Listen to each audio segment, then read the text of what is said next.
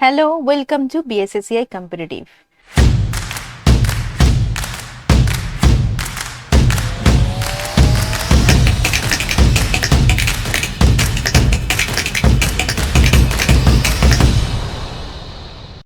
তোমাদের কাছে ইতিমধ্যেই খবর পৌঁছে গেছে সেটা হলো যে গ্রুপ সি এবং গ্রুপ ডির যেটা সিলেবাস, এক্সামিনেশনের যে সিলেবাসটা যেটা ছিল সেখানে কিন্তু বেশ কিছুটা রদবদল হয়েছে এবং সংযোজন হয়েছে নতুন কিছু অংশ।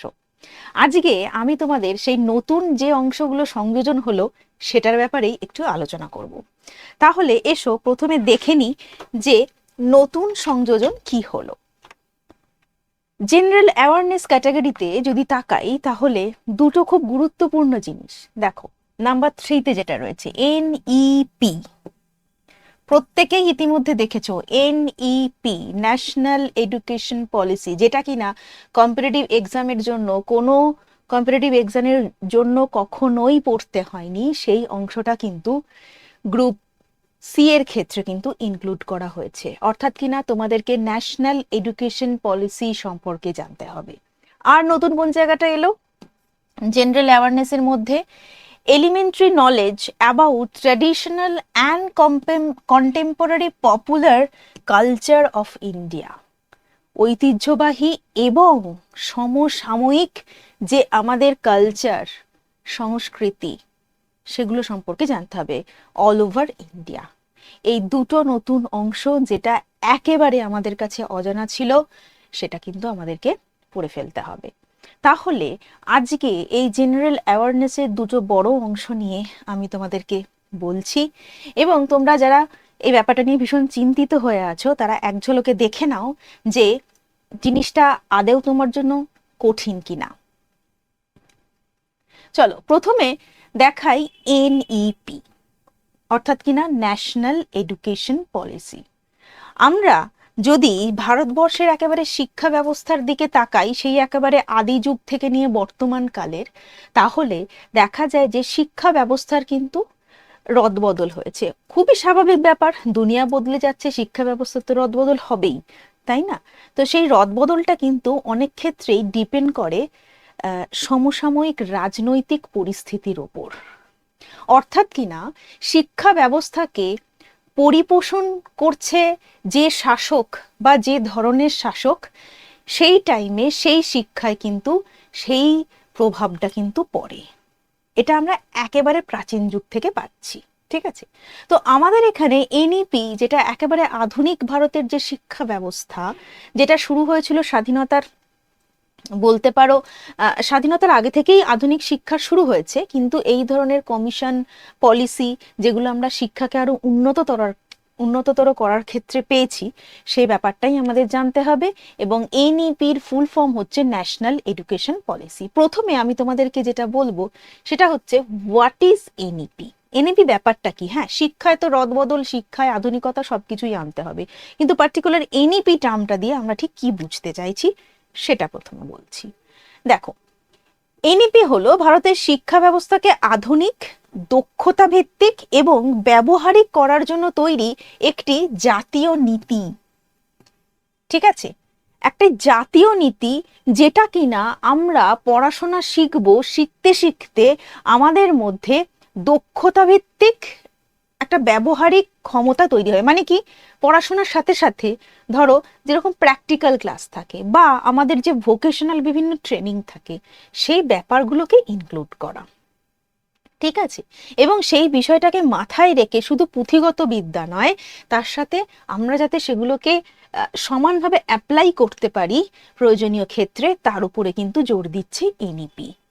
ঠিক আছে, এবং সর্বশেষ যে এনইপি সেটা কিন্তু 2020 সালে হয়েছিল, এবং যেটা শিক্ষা ব্যবস্থা, ভারতীয় শিক্ষা কাঠামোকে কিন্তু একটা বড়সড় পরিবর্তন এনে দিয়েছে। এবার প্রশ্ন হচ্ছে, সে তো জানলাম 2020-তে হয়েছে, একদম প্রথম এনইপি কখন হয়েছিল?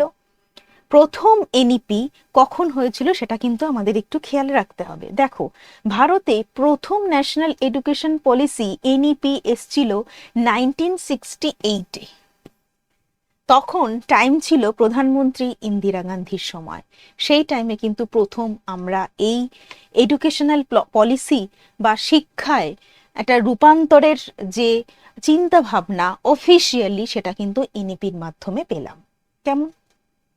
এবার সেই এনইপিতে কি কি বলা হয়েছিল দেখো, খুব বেসিক কিছু জিনিস যেটা কিন্তু আমরা একবার পড়লে বা একবার যদি একটু বুঝে নিই তাহলে কিন্তু মনে থাকবে। ভয় পাওয়ার কিন্তু এখানে কিছুই নেই, কারণ শিক্ষায় পরিবর্তন কিভাবে করলে পরে উন্নত হবে সেটা নিয়ে একটা কম বেশি ভাবনা চিন্তা আমরা এই স্টেজে এসে করতে পারি। হ্যাঁ, শিক্ষাটা তো কারোর একক সম্পত্তি নয়, শিক্ষা একটা সার্বিক ব্যাপার। সারা দেশ শিক্ষিত হবে তবেই সেই শিক্ষার মান থাকে।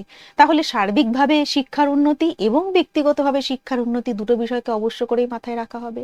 দেখো, সেই কারণেই বলা হচ্ছে একক স্কুলের কথা।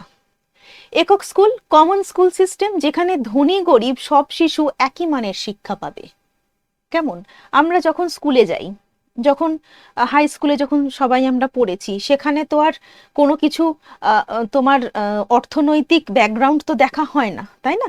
প্রত্যেকেই তো স্কুলে যেতে পারে। তো সেই বিষয়টা কিন্তু জোর দেওয়া হয়েছিল এনইপিতে, ধনী গরিব সকল শিশু একই মানের শিক্ষা পাবে। Very important point. নেক্সট দেখো, 3 ভাষা নীতি। 3টে ল্যাঙ্গুয়েজ শিখবে। 3টে ল্যাঙ্গুয়েজ কি কি? দেখো, বা ইংলিশ এবং হিন্দি, এই দুটো আমাদের শিখতেই হচ্ছে, কারণ হিন্দি হচ্ছে আমাদের রাষ্ট্রীয় ভাষা, ইংলিশ হচ্ছে অফিসিয়াল ভাষা, আর তার সাথে আঞ্চলিক ভাষা, যার যেটা আঞ্চলিক ভাষা সেটা শিখবে। তাই 3টে ভাষা শেখার উপর জোর দেওয়া হলো। আর কি হলো? বিজ্ঞান এবং গণিত শিক্ষার গুরুত্ব দেওয়া হলো। প্রত্যেকটা স্কুলে বিজ্ঞান এবং গণিতকে বাধ্যতামূলক করা হলো। ঠিক আছে? কি মনে হচ্ছে এই 3টে পয়েন্ট পড়ে? খুব তো স্বাভাবিক সাধারণ একটা জিনিস, তাই না? শুধু একটুখানি গুছিয়ে পড়া এবং সেটাকে মনে রাখা, এখানে ভয় পাওয়ার কিন্তু কিছুই নেই। তারপরে দেখো, শিক্ষক প্রশিক্ষণ উন্নতির, অর্থাৎ কিনা যে আমরা টিচার্স যে ট্রেনিং এর যে ব্যাপারটা, মানে টিচারদের প্রপার ট্রেনিং এর মাধ্যমে আসার যে দরকার, সেটা কিন্তু আমরা প্রত্যেকেই জানি, এবং তার জন্য বিভিন্ন কোর্স আছে, টিটিসি, বিএড, এই ধরনের উন্নত মানের কোর্সের ব্যবস্থা করা। কিশোর শিক্ষার প্রসার, অর্থাৎ কিনা দরিদ্র এবং পিছিয়ে পড়া বিভিন্ন শ্রেণীর যে মানুষ, হ্যাঁ, যারা হয়তো শিক্ষার, যে সমস্ত শিক্ষার্থীরা, এই ধরনের শিক্ষার্থীরা সুযোগ সুবিধা পাচ্ছে না, তাদেরকে কিন্তু সেই সুযোগ সুবিধার আওতায় আনা এবং নারী শিক্ষার উপর বিশেষ করে জোর দেওয়া। এই এই সমস্ত কিছু বিষয় কিন্তু সেই প্রথম যে শিক্ষা এনইপি, অর্থাৎ কিনা ন্যাশনাল এডুকেশন পলিসি হয়েছিল, সেখানে কিন্তু বলা হয়েছিল 1968-এ। ঠিক আছে, আশা করি আমি এনইপি নিয়ে মোটামুটি একটা হালকা হলেও ধারণা দিতে পেরেছি। এবার বেসিক কিছু ইনফরমেশন একটুখানি দেখব। সেটা হচ্ছে, একটু আগেই আমরা জেনেছি যে প্রথম শিক্ষা কমিশন হচ্ছে 1968-এ এবং শেষ শিক্ষা কমিশন হচ্ছে 2020-তে হয়েছিল। তাহলে মোট কতগুলি এনইপি আমরা পেয়েছি এখনো পর্যন্ত, সেটা আমরা একটুখানি জানবো। দেখো, আমরা মোট এনইপি পেয়েছি 3টে। ঠিক আছে, 3টে আমরা এনইপি পেয়েছি। প্রথমটা 1968, দ্বিতীয়টা হচ্ছে 1986, এবং 1992-তে একটা এসছিল, সেটার কিন্তু ধরনটা একটু আলাদা, একটুখানি বুঝে নিতে হবে। এটা কিন্তু একটা সংশোধন এসছিল। ঠিক আছে, অর্থাৎ কিনা 1986-এ যে এনইপিটা, যেটা সেকেন্ড এনইপি ছিল, সেই এনইপির কিছু সংশোধন এসছিল। এটা কিন্তু কোনো নতুন নীতি নয়, আমরা মনে রাখছি। এবং তারপরে গিয়ে পেলাম 2020-তে। তাহলে আমরা মোট 3টে এনইপি পেয়েছি। তাহলে যদি প্রশ্ন আসে সর্বশেষ এনইপি কোনটি বা সর্বপ্রথম এনইপি কোনটি, সব মিলিয়ে মোট কতগুলি এনইপি হয়েছিল, বা 1992-তে যে এনইপিটা পেয়েছিলাম সেটা কি ধরনের এনইপি, ঠিক আছে, এইরকম কিন্তু বিভিন্ন প্রশ্ন থাকতে পারে। তো আশা করি আমি একটা ধারণা দিতে পেরেছি। তো পরে তোমাদের সাথে যখন আরো ক্লাস নেব, আমি আরো বিস্তারিতভাবে আলোচনা করব। আপাতত এইটুকু আমি বোঝানোর চেষ্টা করলাম। এরপরে 1920 এনইপিতে একটু আসি। 1920-র এনইপিতে গিয়ে ধরো প্রথমটা হলো 69, তারপরে গিয়ে এত বছর পরে যখন লাস্ট যে এনইপিটা 1922-তে, যুগ অনেক এগিয়ে গেছে, পড়াশোনার মান থেকে শুরু করে পড়াশোনার ধরনের যে প্রয়োজনীয়তা বা সামগ্রিক বিশ্বের নিরিখে ভারতবর্ষের শিক্ষা ব্যবস্থাটা ঠিক কোন উচ্চতায় থাকবে সেটাকে তো যাচাই করার বা সেটাকে একটা ঠিকঠাক মাত্রা দেওয়ার দরকার হয়ে পড়ে। তাই 2020 এনইপিতে কিন্তু আমরা একটা আমূল পরিবর্তন দেখেছিলাম শিক্ষানীতিতে। সামগ্রিকভাবে ভাবনা চিন্তা করা হয়েছিল প্রকৃতই উন্নততর একটা শিক্ষা ব্যবস্থাকে খাড়া করার জন্য। প্রথমে দেখো একটা নতুন স্ট্রাকচার বা কাঠামোর কথা ভাবা হয়েছিল, নতুন শ্রেণীর কাঠামো, সেটাতে 5+3+3+4 এই স্ট্রাকচারটা দেওয়া হচ্ছে, যেখানে কিনা ফাউন্ডেশন স্টেজ অর্থাৎ কিনা 5 বছর থেকে যেটা শুরু হবে, সেখানে দেখো 3 বছর প্রি স্কুল, ক্লাস 1 থেকে 2, ঠিক আছে। তো এইটা ডিউরেশনটা হবে 5 বছর, সেই কারণে এই যে প্রথম 5 এটা আমরা পেলাম, ঠিক আছে।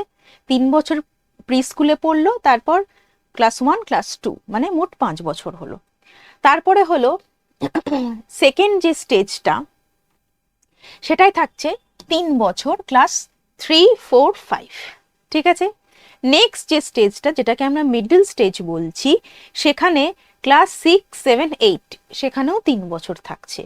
এবং লাস্ট যে স্টেজটা এখানে বাতলানো হচ্ছে সেটা হচ্ছে সেকেন্ডারি স্টেজ, যেখানে 4টে বছর অতিবাহিত হবে এবং সেখানে ক্লাস 9, 10, 11, 12 এই 4টে বছর থাকবে। এইভাবে একটা কাঠামোর কথা কিন্তু এনইপি 2020-তে বলা হলো, ঠিক আছে। নেক্সট, মাতৃভাষায় শিক্ষা দেওয়া। মাতৃভাষায় শিক্ষা দেওয়ার ওপর গুরুত্ব, যেটা আমরা অন্যান্য কমিশনেও কিন্তু ইতিপূর্বে দেখেছি। মাতৃভাষার মাধ্যম দিয়ে যে শিক্ষা ব্যবস্থার যেটা শুরু, মানে যখন শুরু হচ্ছে একদম প্রথম, তখন যদি মাতৃভাষার মাধ্যমে করানো হয় তাহলে কি হয়, তার মানে পড়াশোনাটা বা পড়াশোনার যে রোমাঞ্চটা সেটা নিতে বোধহয় বেশি ভালো লাগে, ঠিক আছে। তো সেই বিষয়টার উপর কিন্তু এখানে গুরুত্ব দেওয়া হয়েছে। এর মানে এটা নয় যে আমরা অন্যান্য সাবজেক্ট, অন্যান্য ল্যাঙ্গুয়েজগুলো পড়বো না, কিন্তু শেখার ক্ষেত্রে কিন্তু মাতৃভাষার ক্ষেত্রে গুরুত্ব দেওয়া হয়েছে প্রাথমিক স্তরে। আচ্ছা, এরপর আমরা দেখছি স্কিল ভিত্তিক শিক্ষা, হ্যাঁ, কোডিং, ভোকেশনাল ট্রেনিং, অর্থাৎ কিনা কাজ শিখতে শিখতে শেখা, পড়াশোনা শেখা, এবং তারপরে গিয়ে ইন্টার্নশিপে আমরা যাতে ইনক্লুড হতে পারি, তার জন্য তার মতো করে সেই স্কিল ভিত্তিক শিক্ষার একটা কথা কিন্তু এনইপি 2020 বলেছিল।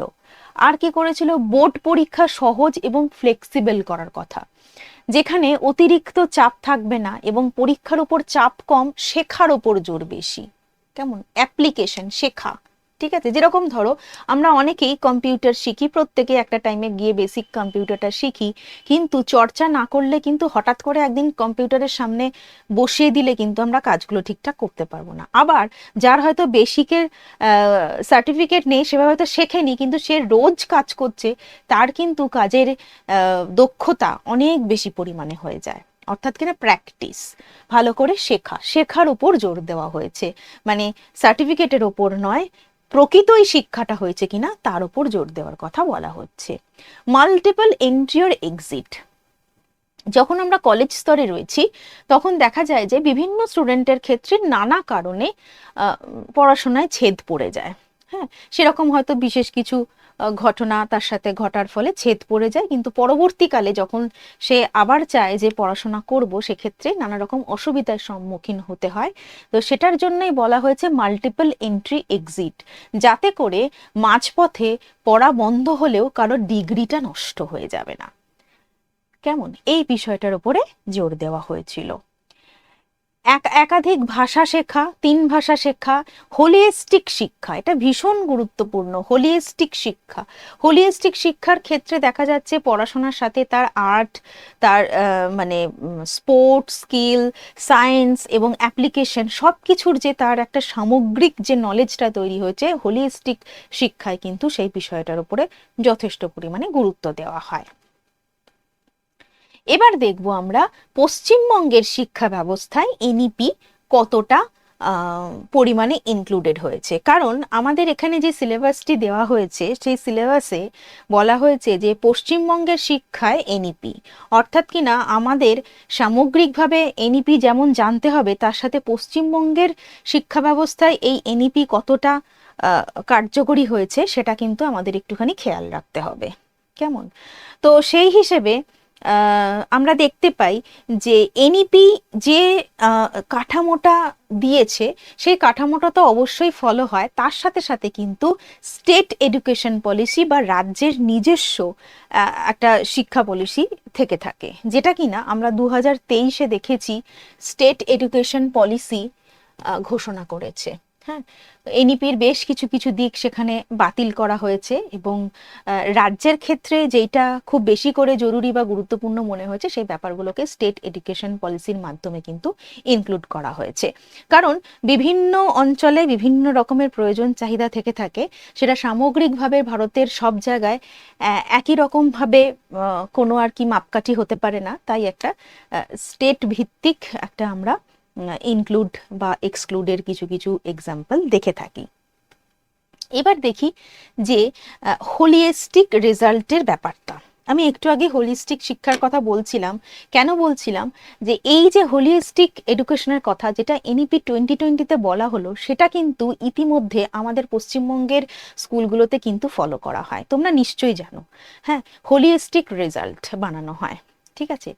অর্থাৎ কিনা হোলিস্টিক যে শিক্ষার ব্যাপারটা আমি এক কথায় যেটা বলার চেষ্টা করেছিলাম যে এখানে শুধুমাত্র ধরো কোনো শিক্ষার্থী যদি অঙ্কের পরীক্ষা দিচ্ছে, তার অঙ্কের নলেজ নয়, তার সামগ্রিকভাবে অঙ্ক ছাড়াও অন্যান্য বিষয়ের ওপর তার দক্ষতা, তার একাডেমিক পারফরমেন্স যেরকম দেখা হবে, তার সাথে তার স্কিল, তার ক্রিয়েটিভিটি, তার স্পোর্ট, আর্ট, প্রজেক্টের সাথে তার কতটা প্রজেক্ট কতটা ভালো করতে পারে বা তার সাথে সে কতটা নিজেকে ইনক্লুড করতে পেরেছে, এই সামগ্রিক একটা বিষয়কে কিন্তু দেখা হয় এবং সেটা কিন্তু পশ্চিমবঙ্গের স্কুলগুলোতে ফলো করা হয়। এই একাডেমিক পারফরমেন্স অর্থাৎ কিনা সে অঙ্ক পরীক্ষায় কেমন করে করলো, তার স্কিল দেখা হয়, অর্থাৎ কিনা বিভিন্ন ক্ষেত্রে তার প্রবলেম সলভিং এর মেথডটা তার কিরকম, সে কতটা ভাবনা চিন্তা করে প্রবলেম সলভ করতে পারছে, বিভিন্ন কাজে তার ক্রিয়েটিভিটি, তার সৃজনাত্মক যে ক্ষমতা সেটা সে কতটা করতে পারছে। কমিউনিকেশন স্কিল বর্তমানকালে হচ্ছে ভীষণ ইম্পর্টেন্ট একটা পার্ট, সে কমিউনিকেশন স্কিলও কিন্তু দেখা হয় হোলিস্টিক রেজাল্ট তৈরি করার সময়। আর কি, স্পোর্টস, আর্টস, প্রজেক্ট, এই সমস্ত ক্ষেত্রে তার পার্টিসিপেশন কতটা স্বতঃস্ফূর্ত থাকে। আর কি, তার ব্যবহার, তার ডিসিপ্লিন, তার অ্যাটেন্ডেন্স এবং ওভারঅল পার্সোনালিটি গ্রোথ। একটা শিশু যখন স্কুলে পড়তে যাচ্ছে তখন তার একটা দিনের একটা বৃহত্তর সময় সে কিন্তু স্কুলে টিচারদের সাথে এবং তার সহপাঠীদের সাথে কাটাচ্ছে। তো সেক্ষেত্রে একটা বাচ্চা যখন একদম প্রথম ক্লাস 5-এ ভর্তি হলো এবং সে যখন ক্লাস 7-এ উঠে গেছে, তার মধ্যে কি কি পরিবর্তন হলো, কতটা উন্নতি বা অবনতি হলো, সেটা কিন্তু টিচারদের চোখে খুব সুন্দর করে ধরা পড়ে এবং তার সাথে থাকছে বিভিন্ন ধরনের প্রজেক্ট ওয়ার্ক বা আরো নানা রকমের পারফরমেন্সের কাজ। সবটা মিলিয়েই কিন্তু একটা স্টুডেন্টের রেজাল্ট হওয়া উচিত। শুধুমাত্র সে অঙ্কের খাতায় 100 পাচ্ছে, এদিকে তার অন্যান্য স্কিলগুলোতে হয়তো সেভাবে সে পারদর্শিতা দেখাতে পারছে না বা সে নজর দিচ্ছে না, এটাও কিন্তু ঠিক না। তো এই বিষয়টাকে মাথায় রেখে কিন্তু হোলিস্টিক রেজাল্টের ব্যবস্থা করা হয়েছে এবং বর্তমানে কিন্তু প্রায় প্রতিটি স্কুলেই কিন্তু হোলিস্টিক রেজাল্ট পশ্চিমবঙ্গে কিন্তু ফলো করা হয়। এইরকম আরো কিছু বিষয় রয়েছে যেগুলো আমাদের পশ্চিমবঙ্গের সরকারি স্কুলগুলোতে ফলো করা হচ্ছে, সেটা নিয়ে বিস্তারিত আলোচনা আমার ক্লাসে অবশ্য করেই থাকবে। ঠিক আছে, আজকে এ পর্যন্তই বলার চেষ্টা করলাম এনইপি নিয়ে। এবার চলে আসি আর একটা গুরুত্বপূর্ণ সংযোজন যেটা হয়েছে তোমাদের সিলেবাসে, সেটা হচ্ছে ট্র্যাডিশনাল আর হচ্ছে তোমার মডার্ন যে কালচার। ঠিক আছে, এবার ট্র্যাডিশনাল কালচার ব্যাপারটা আশা করি প্রত্যেকের জানা, যেটা আমরা আদি অনন্ত কাল ধরে দেখে আসছি কিছু ঐতিহ্য। হ্যাঁ, কিছু ঐতিহ্যবাহী কিছু রিচুয়ালস বা আমাদের বিভিন্ন রকমের, সেটা হতে পারে পূজা পার্বণ, হতে পারে খাওয়া দাওয়া, হতে পারে ড্রেসের ধরন, হতে পারে যেগুলোকে আমরা ট্রেডিশনাল বলছি সেটা। আর সেটার পরিবর্তন, অর্থাৎ কিনা বর্তমানকালে সেটাকে আমরা কিভাবে ক্যারি করছি।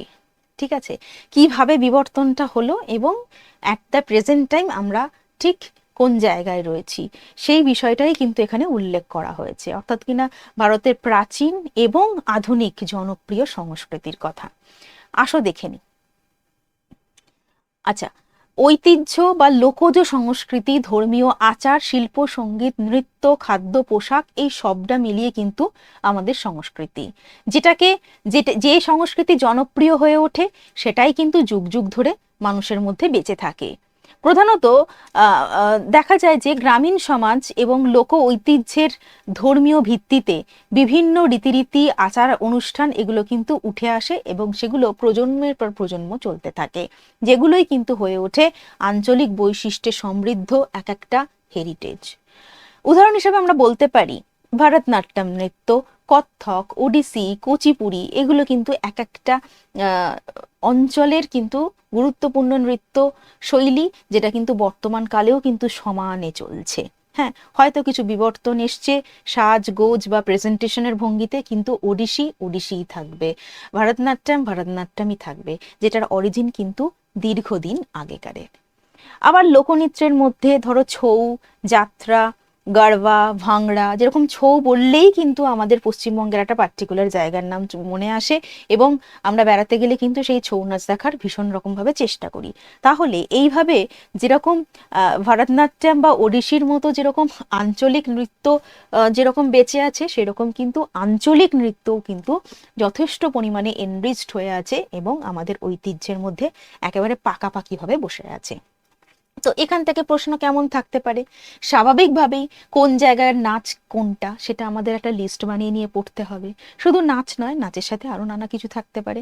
আমি এখানে একটা এক্সাম্পল হিসেবে বললাম, যেহেতু আমি নাচের কথাটা এখানে তুলে ধরেছি। কেমন? তো তোমরা যখন পড়াশোনা করছো তখন কিন্তু তাহলে তোমরা খেয়াল রাখছো যে যেহেতু ইন্ডিয়ান কালচার বলছে, ইন্ডিয়ান কালচার ভারতের প্রাচীন এবং আধুনিক জনপ্রিয়, তাহলে আমাদের দায়িত্বটা কিন্তু অনেকটা বেশি বেড়ে গেল যে প্রাচীনগুলো যেরকম ভাবে আমরা জানবো, মনে রাখবো, তার সাথে কিন্তু বিবর্তন এবং আধুনিক যে ফর্ম সেটাকেও কিন্তু মনে রাখতে হবে, এবং এটা তখনই মনে রাখা সম্ভব যদি আমরা লিস্ট করে নিয়ে পড়ি। আচ্ছা, নেক্সট আর কি পড়তে হচ্ছে একটু দেখাই। সেটা হচ্ছে লোককলা। লোককলা মানে হচ্ছে আর্ট, ড্রয়িং এর ওপর যেগুলো বেস করে, যেমন হচ্ছে মধুমণি পেন্টিং, ওয়ার্লি পেন্টিং, কলমকারি, ঠিক আছে, পটচিত্র, এরকম বিভিন্ন টেরাকোটা শিল্প, এরকম কিন্তু পশ্চিমবঙ্গের বিভিন্ন অঞ্চলে, এবং এই যেরকম মধুবনির কথাই যদি বলি, মধুবনি পেন্টিং কিন্তু পশ্চিমবঙ্গের না, বিহারের, ঠিক আছে। তো এই রকম কিন্তু বিভিন্ন পেন্টিং সারা ভারতবর্ষের বিভিন্ন জায়গাকার রয়েছে, সেগুলোর নাম এবং স্থান কিন্তু আমাদের মনে রাখতে হবে, আর দু এক কথা কিন্তু সেগুলো সম্পর্কেও জানতে হবে, ঠিক আছে।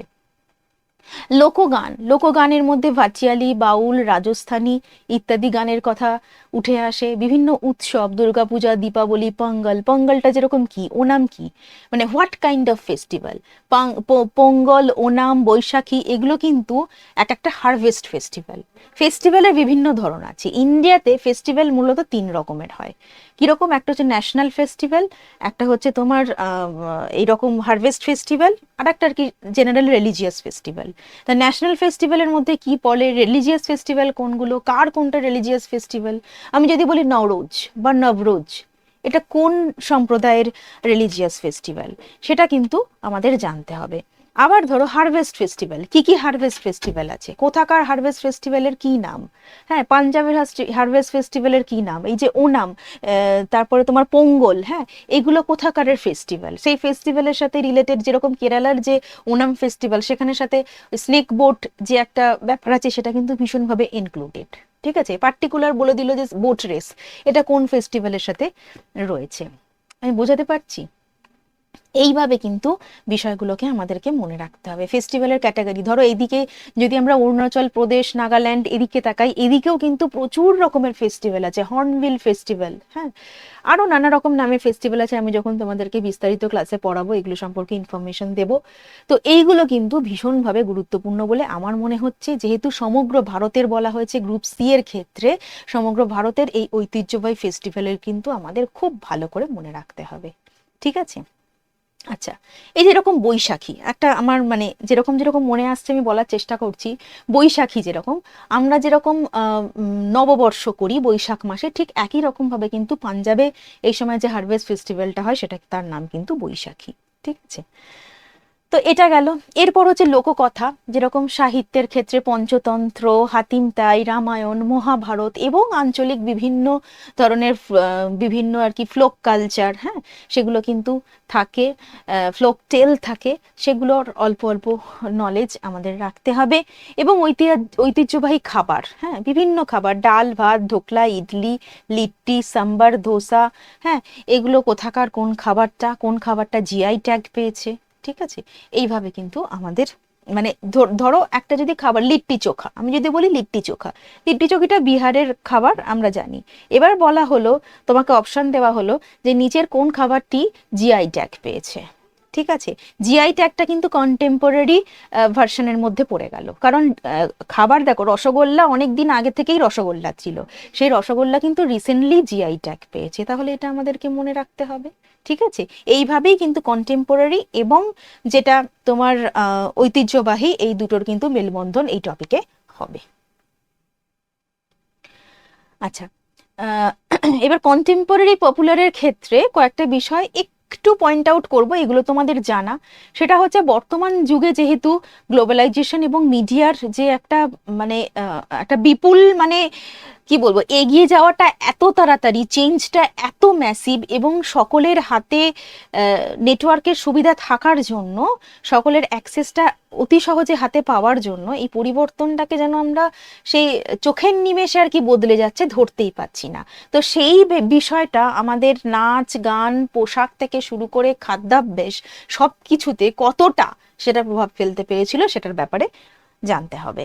তো সেখানে যেরকম ধরো সোশ্যাল মিডিয়া, তারপরে তোমার ফ্যাশন, এই ধরনের যে প্ল্যাটফর্ম, হ্যাঁ, এবং যে পরিবর্তনের যে হিড়িক, সেটা কিন্তু এই বিষয়টাকে ভীষণভাবে প্রভাবিত করেছে। হ্যাঁ, তো সেক্ষেত্রে বিনোদনের মাধ্যম চেঞ্জ হয়ে গেছে।